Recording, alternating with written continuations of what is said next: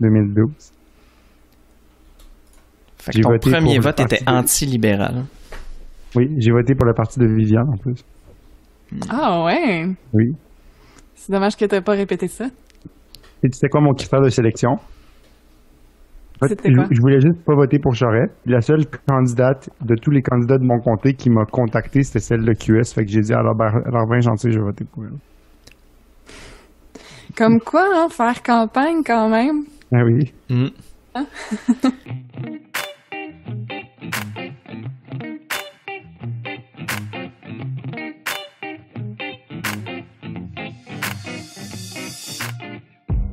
Bienvenue aux Engagés publics. Mon nom est Louis-Philippe Valiquette et aujourd'hui je suis avec Viviane Martinova-Croteau et Ronnie Al-Nossir. Cette semaine, QS et le PQ tiennent leurs conseils nationaux virtuels. Éric Duhem veut devenir chef du Parti conservateur du Québec. Puis, on n'a pas vraiment de blague à faire. Éric Duhem, c'est assez drôle de même.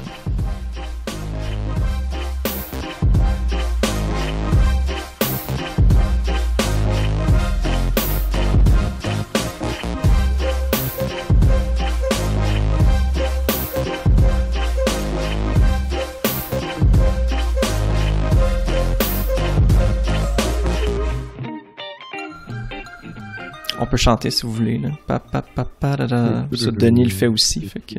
Oui, il le fait. Je vous laisse la place. Donc, grosse semaine du côté de la province de Québec. Premièrement, la pandémie. Le gouvernement Legault présente un calendrier qui invite au confinement avant et après 4 jours permis de célébration en famille. Donc, l'objectif, c'est de se donner 2 semaines après nos célébrations avant de recommencer à travailler.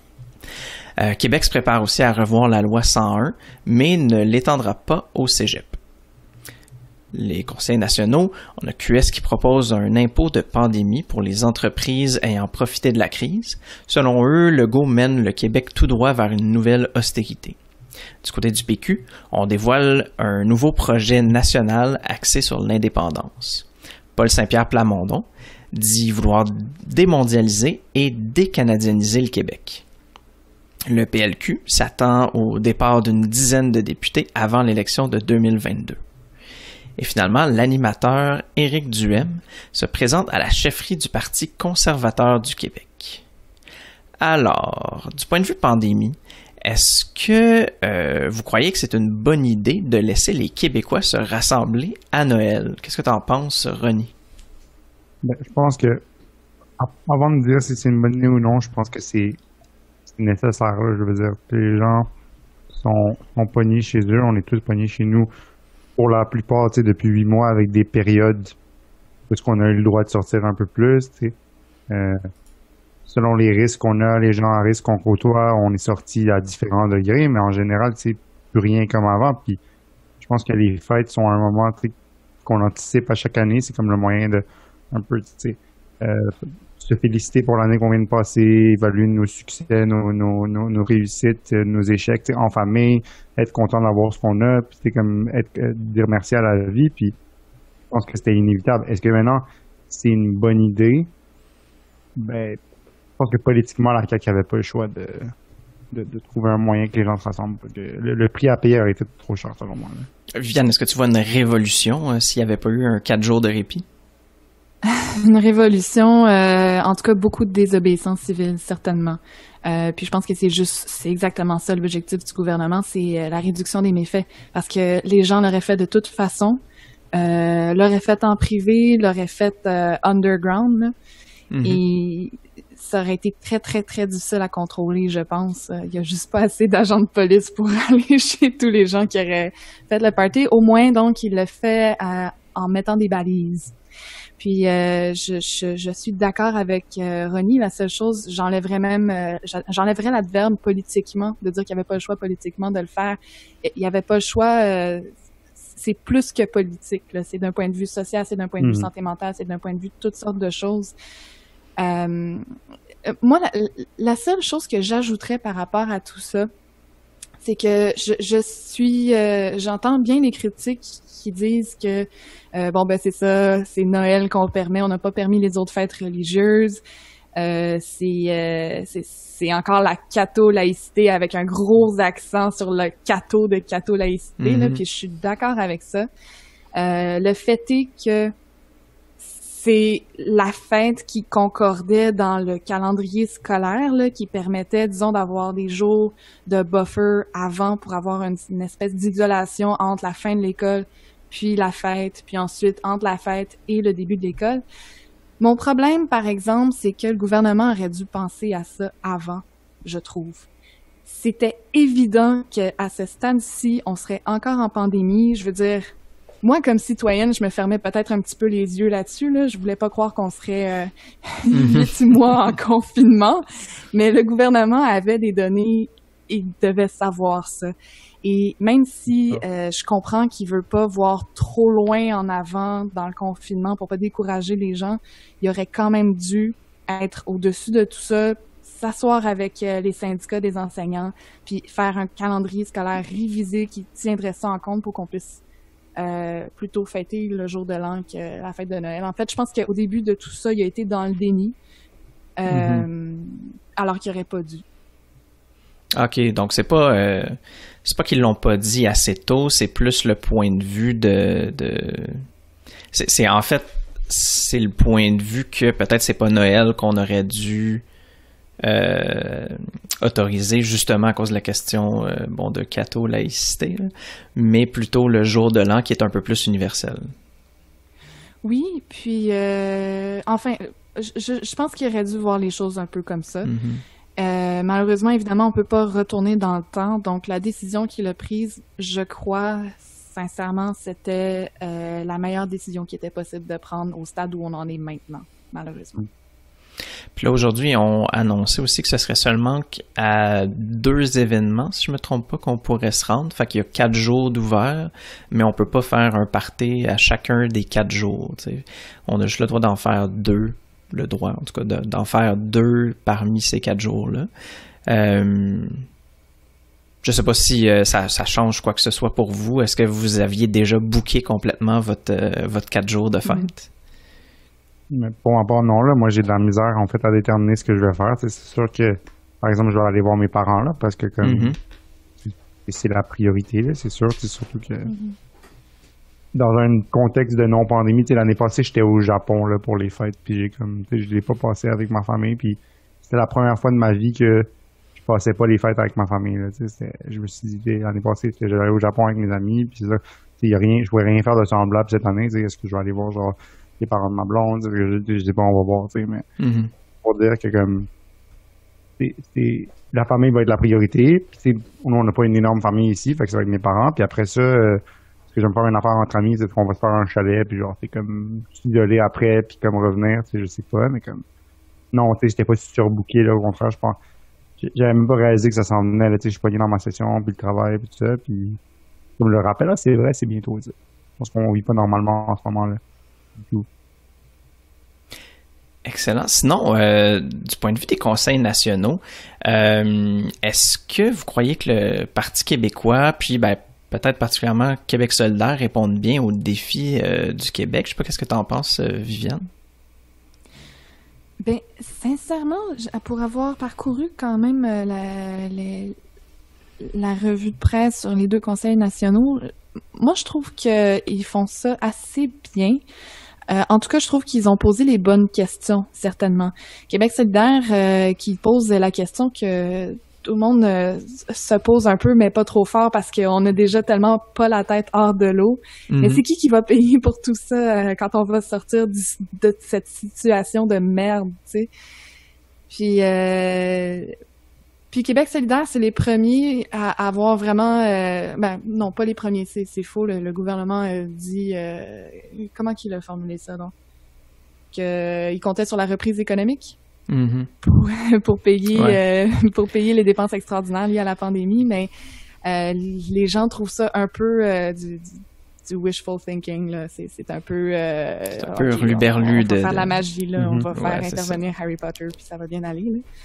Mais donc, Québec solidaire est vraiment arrivé pour se poser la question, c'est qui va payer pour ça? Puis si on écoute juste ce que la CAQ dit, ce que les autres disent, qui en fait laissent faire les choses comme normalement, ça va finir par être le monde ordinaire, tout simplement.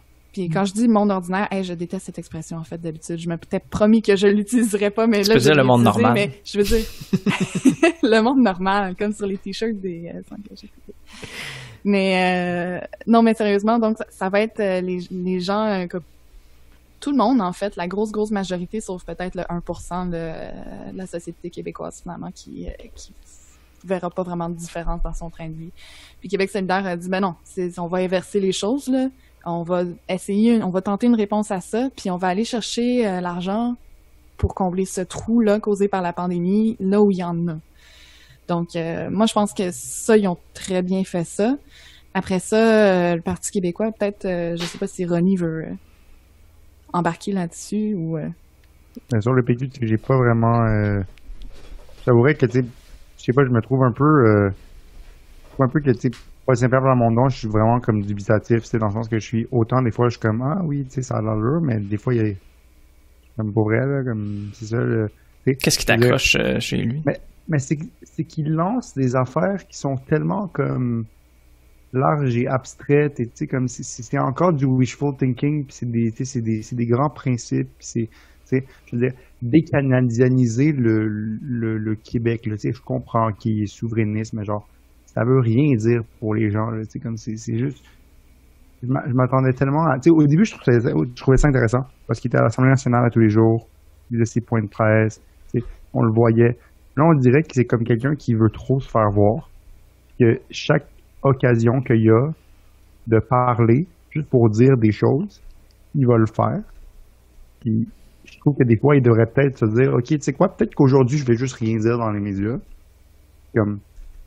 C'est comme, ben, tu sais, Louis-Philippe, t'es dans le monde du gaming, tu vas comprendre, tu sais, Ubisoft, ils ont skippé une année pour Assassin's Creed, puis celui d'après, il était meilleur. Peut-être que PSPP devrait skipper une journée ou deux, puis c'est comme, dire moins d'affaires, mais dire des affaires plus de qualité. Ça serait peut-être ça ma recommandation, là. Je pense que si on regarde les deux côtés, tu sais, je pense que ce qui est sorti chez Québec solidaire, c'était plus dans l'immédiat puis dans le relativement concret, tu sais, surtout avec la question d'impôt j'allais dire impôt sur la pandémie, mais c'est pas exactement ça, là. Mais l'impôt urgence pandémique ou versus le Conseil national du Parti québécois qui était plus dans vraiment plus les grandes orientations puis vraiment plus des questions d'intention que des questions très très très concrètes. Mais on remet quand même une volonté forte de remettre l'indépendance directement, tu sais, comme premier ordre dans le parti. Qu'est-ce que ça va être l'impact sur l'électorat? Qu'est-ce que vous en pensez? Mais moi, je dis souvent qu'il y a deux grands types de problèmes sociaux, là. Il y a des problèmes, disons, plus de surface, là, des problèmes où il faut être dans l'urgence, il faut patcher des trous. Il y a des gens qui ont pas de toit au-dessus de leur tête, mais il faut loger ces gens-là. Tu sais, ça, c'est des problèmes que je qualifie un peu de surface, dans le sens que ce sont des symptômes d'habitude de quelque chose de plus structurel. Puis il y a des problèmes qui sont justement plus structurels, qui sont comme souvent qui ont l'air abstraits, mais qui causent quand même beaucoup de choses, de problèmes qui apparaissent en superficie ensuite. Puis j'ai l'impression que Québec solidaire s'est beaucoup attardé à des problèmes, donc de l'urgence.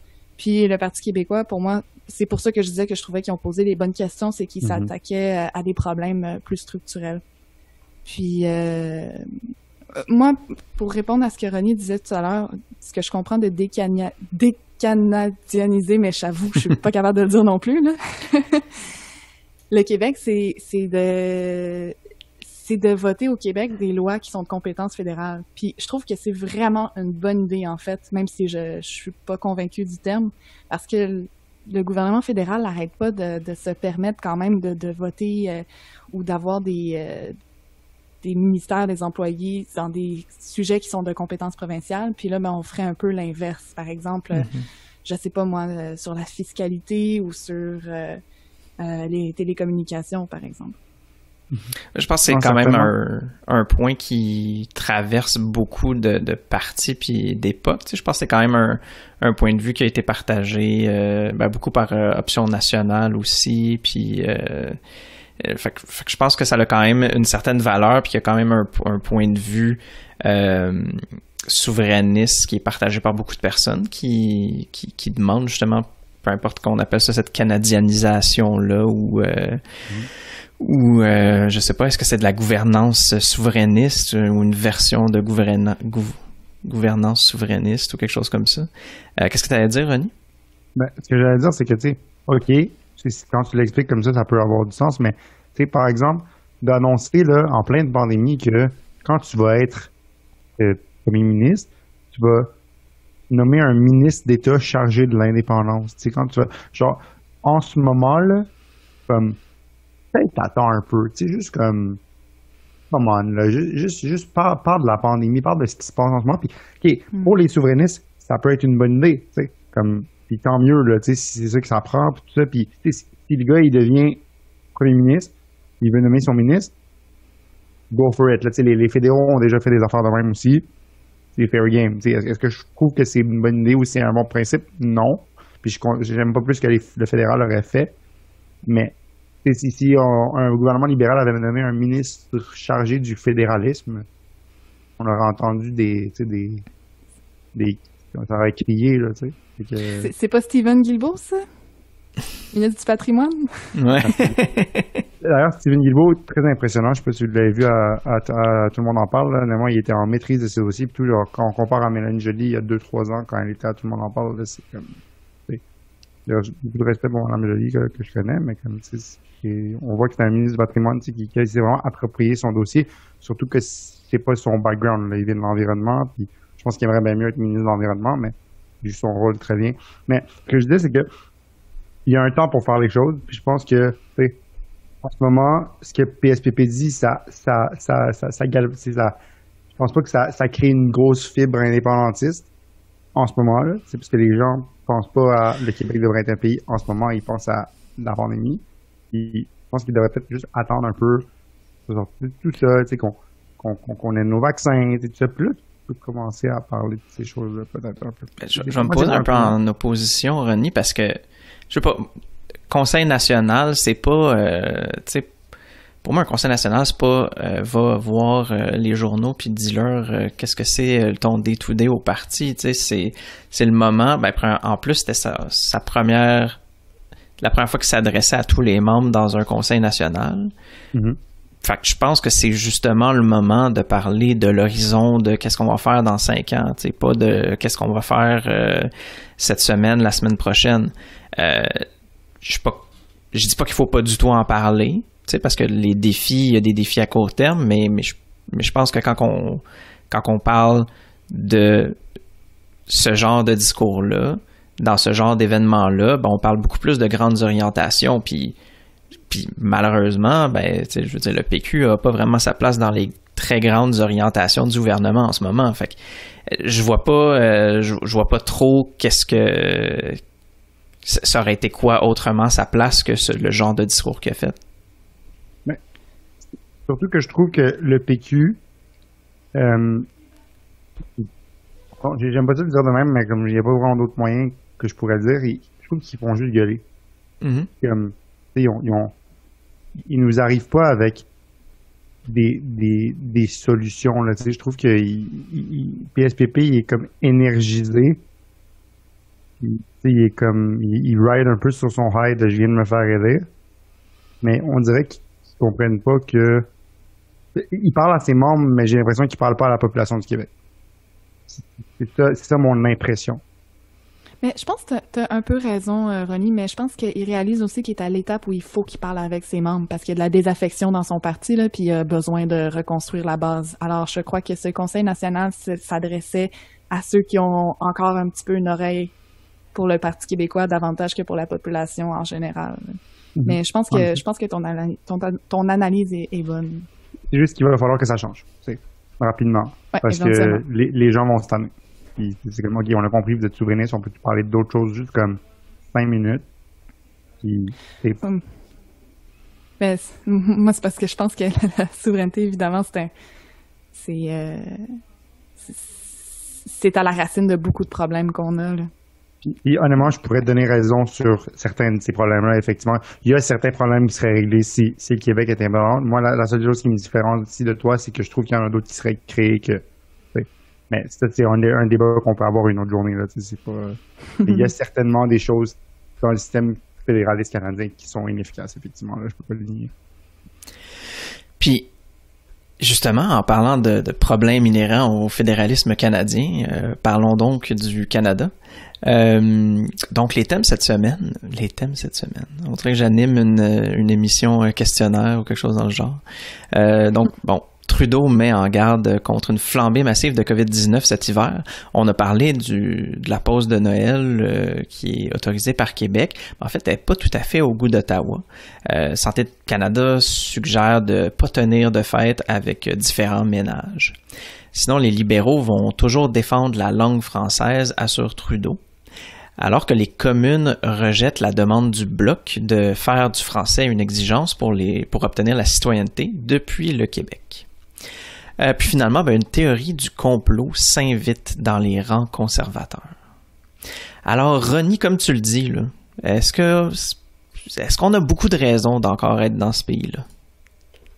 Moi, je pense que oui, parce que c'est intéressant parce que depuis le début de la pandémie, j'écoute non seulement les médias québécois, les médias américains, mais j'écoute des podcasts au niveau du Canada, genre dans le reste du pays. Puis il y a un podcast que j'aime bien qui s'appelle The Strategist. Là, c'est 3 stratèges politiques de l'Alberta qui parlent, puis commentent l'actualité. Puis il donnait le Québec comme une province qui a un exemple de s'adapter puis de permettre aux gens d'aller voir tout le monde puis tout. Puis il parlait de Trudeau aussi. Puis on voit par exemple que Jason Kenney là en ce moment, ça va pas très bien ses affaires. Là.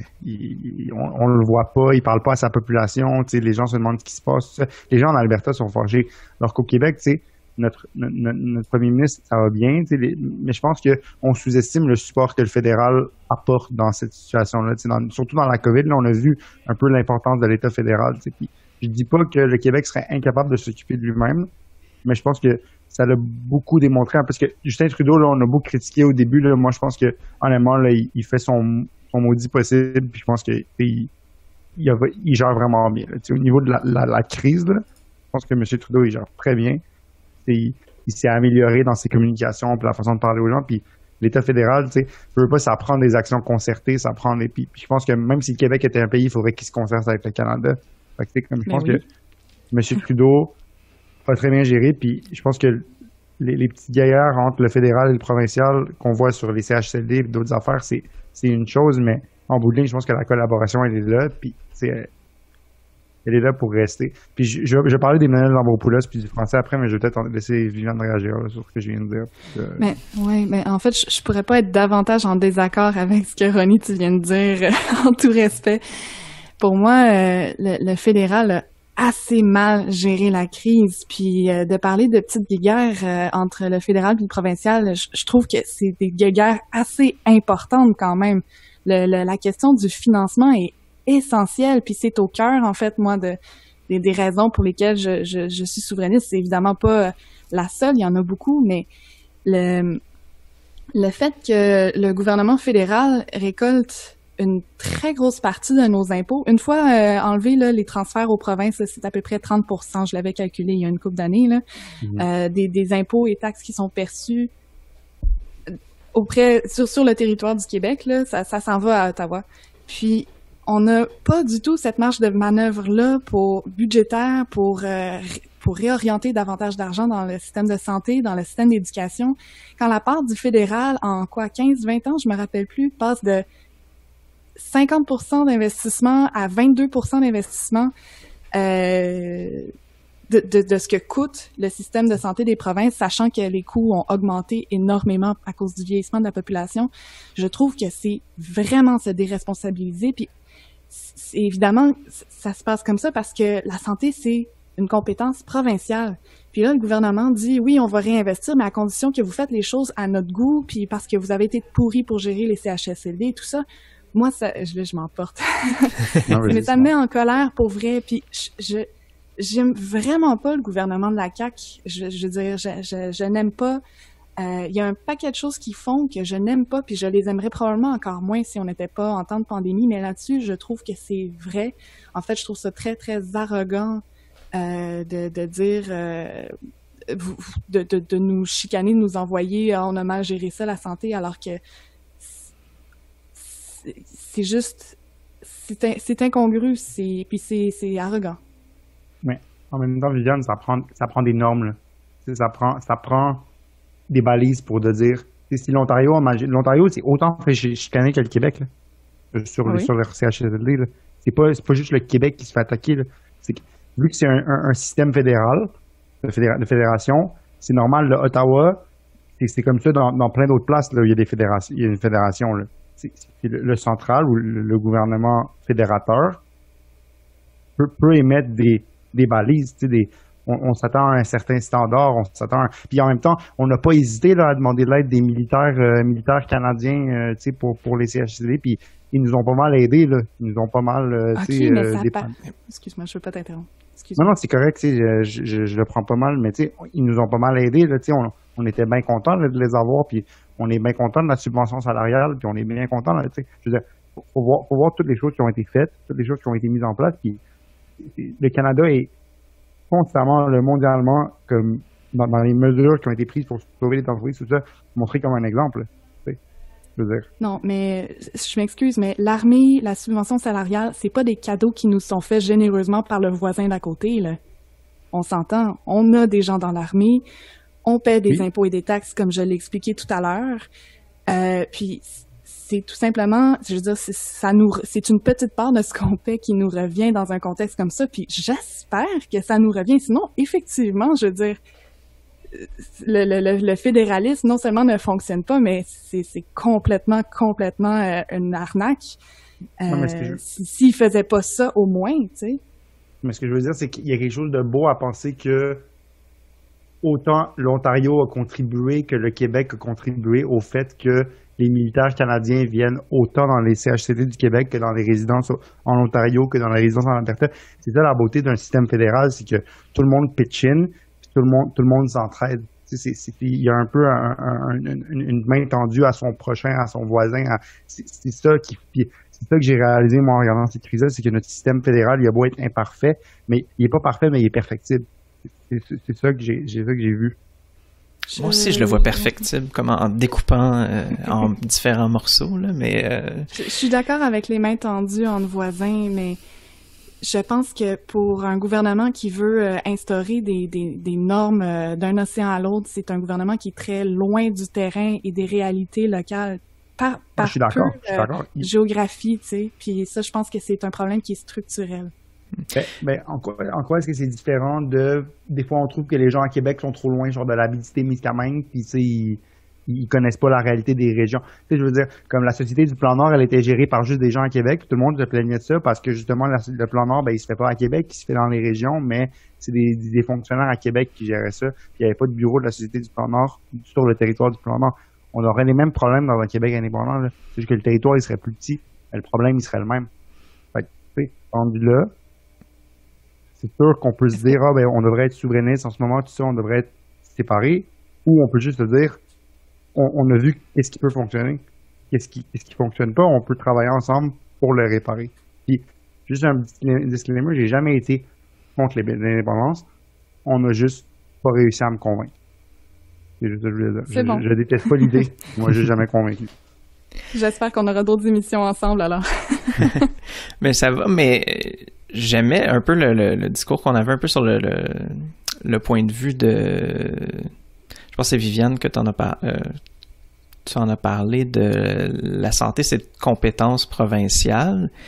Puis peut-être que justement d'imposer des demandes alors que les systèmes fonctionnent tous différemment dans chaque province. Je sais pas, pour moi c'est un peu étrange de tous les évaluer d'une façon semblable, même alors qu'ils fonctionnent de façon différente. Pour moi, c'est de l'arrogance. Mais en fait, c'est qu'il y a déjà des normes. Ça s'appelle la loi canadienne sur la santé de 1984. Puis ça édicte certaines normes que les provinces doivent respecter. Puis leur système de santé peut prendre la forme qu'il veut, mais il doit respecter ces normes spécifiques-là pour obtenir des transferts. Fait que Ottawa suggère, en fond, c'est juste de peut-être revoir ces normes-là pour rajouter un certain standard dans les résidences de personnes âgées. Okay? Il dirait pas à Québec, OK, ben les maisons des aînés, c'est non parce que c'est ça, ou non, ce serait juste comme assurez-vous que les aînés aient ce standard-là. Que jamais on se retrouve dans une situation où est-ce que quelqu'un doit voir sa grand-mère mourir à travers une vitre parce qu'il peut pas aller la voir. Genre, je pense que c'est ça l'intention. Peut-être que ça a été très mal exprimé, mais c'est ça l'intention. C'est pas de vous dire, non, mais oh non, on vous allez changer le nom CHSLD parce qu'on n'aime pas ça, puis vous allez en mettre là, mais pas là. C'est pas ça l'intention. Puis si c'est ça l'intention, Québec a tout à fait le droit de repousser, mais c'est ça justement qui fait. Je trouve ça drôle parce que on se plaint de notre système parlementaire où est-ce que on peut avoir des majorités sans avoir l'appui de la majorité, puis qu'on peut imposer des choses, mais on n'est pas prêt à faire le dialogue, le compromis, les conversations difficiles. Puis je serais. Moi, j'ai pas connu ça, une négociation constitutionnelle de mon vivant, puis j'aimerais vraiment ça qu'on rouvre ça puis qu'on en parle. Je serais 100% en faveur de ça. Ce serait vraiment intéressant. J'ai déjà entendu des éditorialistes dire que ce sont seulement les intellos du Canada anglais qui sont intéressés par ça, parce que honnêtement, il y a personne au Canada anglais qui est intéressé par ces discussions-là. Mais vraiment, l'idée d'une norme pan-canadienne en santé, moi, je trouve que c'est un régime qui justifie son existence en essayant de faire des lois alors que c'est pas du tout son domaine ni sa compétence ni à lui de gérer ça. On est tout à fait capable d'en mettre des normes, sauf que ce serait beaucoup plus facile de respecter des normes minimales si l'argent qui était envoyé à Ottawa,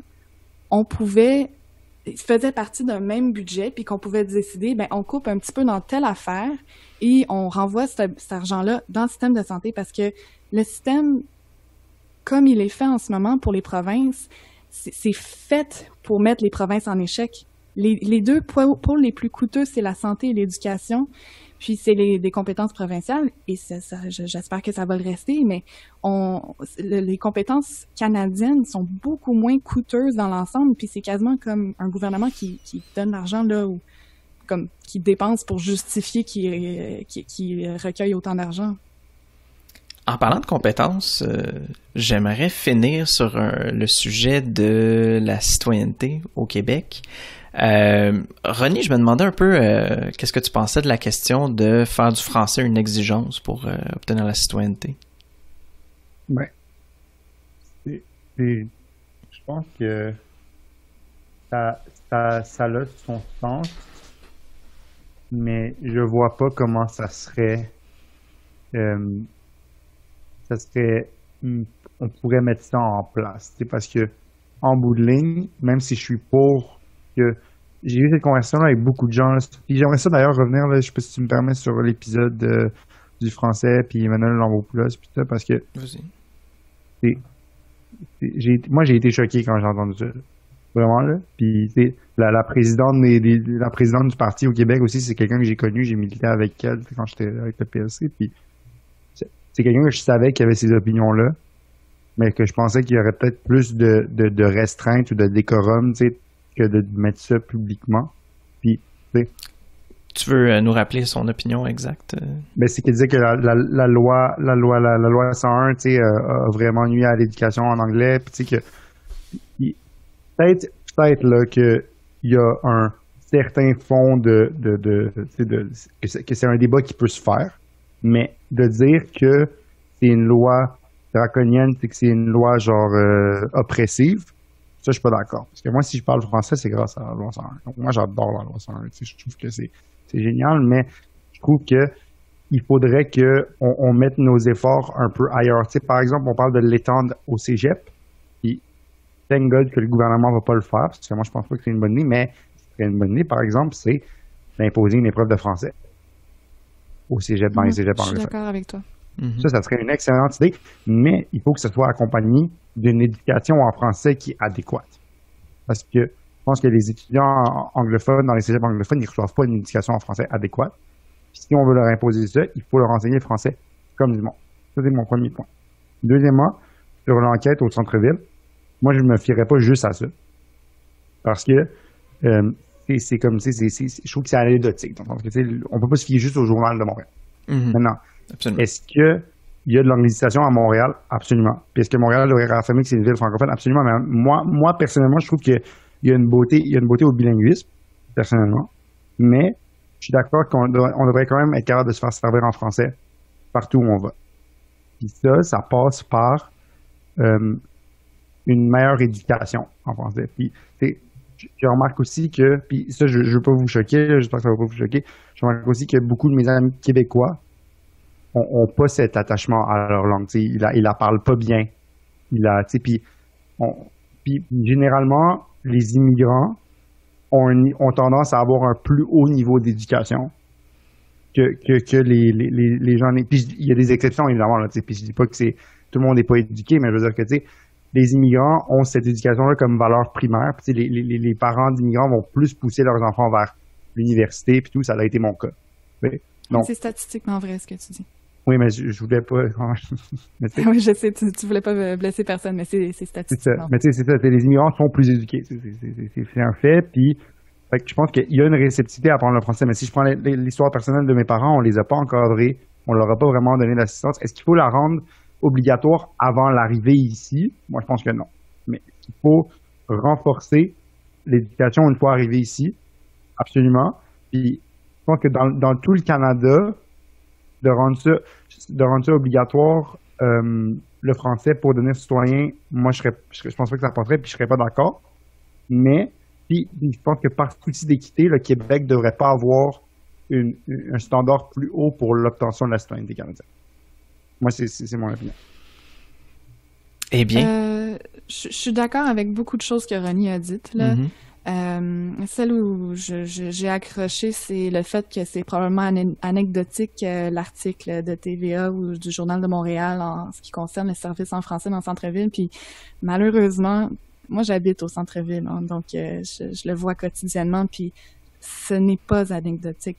Puis moi, ça me blesse, j'en parle parce que c'est pas juste, comme je dis, c'est pas juste anecdotique, ça me blesse parce que il n'en faut vraiment pas beaucoup pour me plaire.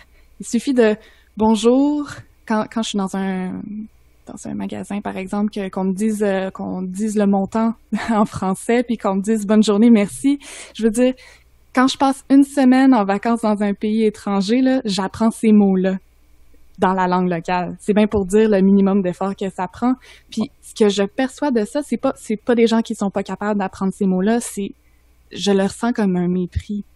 Je le ressens comme un mépris de ma langue, de ma culture, puis ça me blesse tellement. Puis je le sais que c'est pas tout le monde qui a des compétences linguistiques, mais je veux dire, c'est vraiment pas beaucoup ce que je demande. Puis moi, je le ressens comme, parce que je viens de l'ouest de l'île, puis parce que je l'ai beaucoup vécu et entendu ça, la culture québécoise est inférieure, c'est quelque chose de folklorique qui ne sert à rien de rejoindre ou d'apprécier.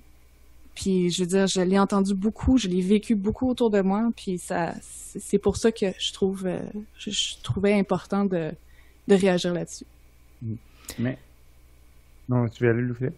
Ben, je voulais juste peut-être parler du point de vue anecdotique. Tu sais, je pense que de lire le Journal de Montréal, c'est anecdotique, ou peu importe si c'était TVA Nouvelle ou je sais pas trop, mais le problème c'est qu'on vit aussi dans ces anecdotes-là, puis ultimement c'est que si chaque personne vit cette situation-là, ben ça a beau être anecdotique puis que chacun ait son anecdote à compter, ça finit par être un point de vue ou un sentiment global.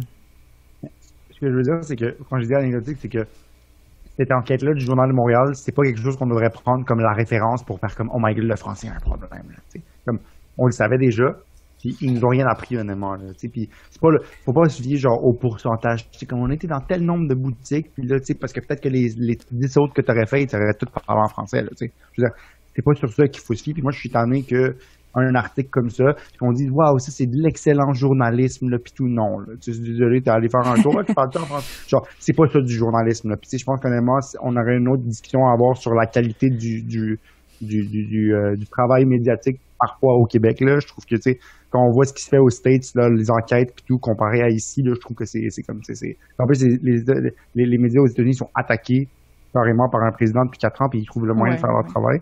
Mais c'est pas de ça que je veux parler. Moi, ce que je veux dire, c'est que moi, j'ai été à McGill pour mon bac, puis je me tenais avec des francophones. Tu sais, il y en avait de la francophonie à McGill. Ça, c'est justement... Je suis allée au Cégep Vanier. Et c'est quelque chose que beaucoup de gens ne croient pas qu'il y a de la francophonie à McGill. Ça, c'est une chose. Deuxième chose, je l'ai entendu Oh yeah, I'm only here for 4 years. I don't want to learn French. I'm going back. Comme ça, je l'ai entendu plusieurs fois. Puis je m'ostinais avec ces gens-là. J'étais comme, t'es-tu sérieuse? Genre, tu sais, comme tu veux-tu sortir un peu de Sherbrooke, McGill, Peel, tu veux-tu aller voir un peu Hochelaga puis voir de quoi ça a l'air, tu sais? Je le disais, ça, tu sais. Puis, troisième affaire, j'ai aussi rencontré plein de gens qui avaient cette volonté-là d'apprendre le français. J'ai un de mes meilleurs amis que j'ai regardé à l'université qui veut se présenter comme député à l'Assemblée nationale ici un jour. Il vient de l'Ontario. Puis il veut devenir avocat, puis il veut travailler ici, puis il vit encore ici. Fait que quand Viviane dit que c'est du mépris, je pense pas que c'est ça. Je pense que c'est juste que les gens, ils ont de la misère un peu à comprendre qu'on capote. C'est parce que quand j'étais à Tokyo, quand j'étais à Washington, quand j'étais à Paris, même les panneaux, là, comme le métro, tout ça, c'est bilingue, là. Tu peux voir français, anglais, tout ça. Puis, par exemple, au Québec, on ferait jamais ça. Puis si quelqu'un proposait que le métro de Montréal, il y ait comme à côté de sortie, il y a le mot exit, là, ça créerait une controverse nationale sans précédent, là. Puis honnêtement, je pense pas que c'est une idée si folle que ça. Fait que c'est juste ça que je veux dire, comme par exemple que ça peut être plus petit, là, ça peut respecter la loi 101. Mais ce que je veux dire, c'est que les gens ont de la misère à comprendre pourquoi au Québec on protège notre langue, puis moi je pense qu'il faut la protéger 100%, puis je lui dis encore, j'adore la loi 101, puis je la remercie. Je remercie Camille Lorrain et René Lévesque d'avoir passé cette loi-là. Mais je crois que les gens comprennent pas pourquoi on veut se renfermer plutôt que de se rouvrir. C'est peut-être l'impression qu'on donne. Mais c'est juste comme ça que je le vois, peut-être. Ben, t'as des cas, t'as amené des exemples, des contre-exemples quand même anecdotiques, puisqu'on parlait de ce terme-là tout à l'heure. Puis j'en connais aussi, là. C'est juste une impression générale dans des discussions, même des fois avec des gens que je connaissais même pas à un arrêt d'autobus, là, puis c'est plusieurs fois régulièrement, à un moment, il y a comme un sentiment qui se dégage de ça, puis moi j'ai ressenti du mépris à l'égard de ma culture. Et c'est comme ça, encore une fois, que je le ressens. Ceci dit, je suis d'accord avec toi que je serais en désaccord avec l'idée d'obliger la connaissance du français pour obtenir la citoyenneté québécoise.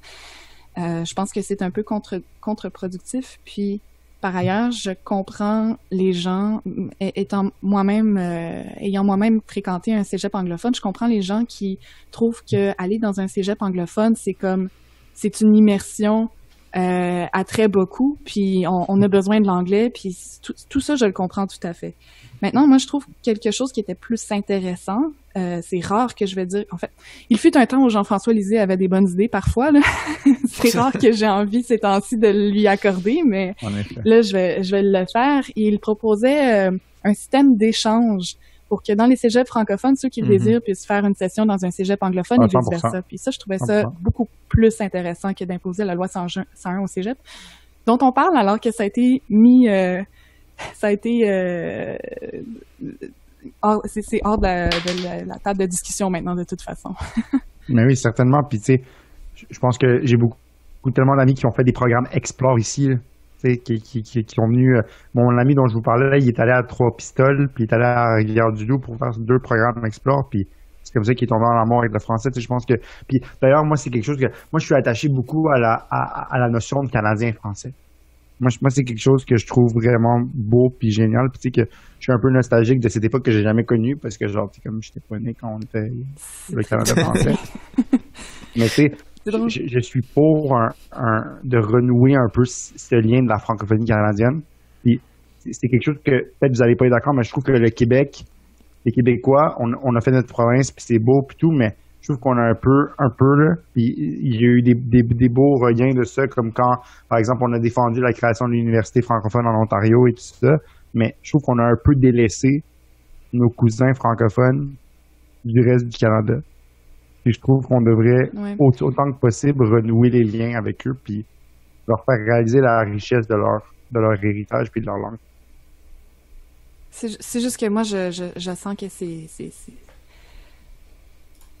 un peu, c'est extrêmement triste à dire, puis probablement que quelqu'un va ressortir cet extrait-là si je me représente en politique à mener à un poste plus sérieux que qu'est-ce que j'ai fait jusqu'à maintenant, mais je pense qu'il y a un peu de peine perdue, pas de maintenir la vitalité des communautés francophones, ça peut se faire, mais de maintenir ça comme pour garder vivant l'espèce de mythe des deux peuples fondateurs au Canada.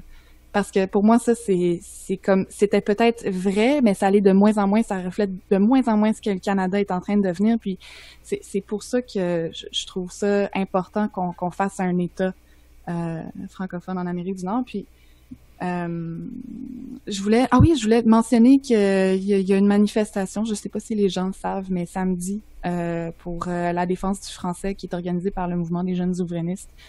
C'était à 13h devant l'hôtel de ville de Montréal. Puis je trouvais ça vraiment cool, fait que je voulais le mentionner. Puis le Fonds indépendantiste du Québec, dont je suis cofondatrice, a financé le matériel pour cette manif-là. Alors je trouvais ça hot, je voulais le dire. C'est tout. C'est vraiment hot. Est-ce que, puis, Viviane, je me demandais là-dessus, là, est-ce que tu penses que la défense du français est peut-être un peu moins hot, moins populaire, ou que les gens, il y a des gens qui sont en marche un peu moins, puis où ils trouvent ça un peu extrême parce que ça a peut-être été un peu approprié ou associé, ça a peut-être rendu associé à l'indépendantisme. Est-ce que tu penses qu'il y a un peu de ça? Parce que moi, je pense que c'est comme un peu tout ce qui est réformer l'immigration, des choses de même. Même le drapeau des patriotes, ça a été beaucoup associé aux indépendantistes de nos jours. Penses-tu qu'il y a un peu de ça? Je suis curieux pour elle. C'est une question que je te pose en toute grandeur. Je pense que c'est compliqué pour le temps qu'il nous reste. Ouais, en effet. C'est pas vraiment vrai.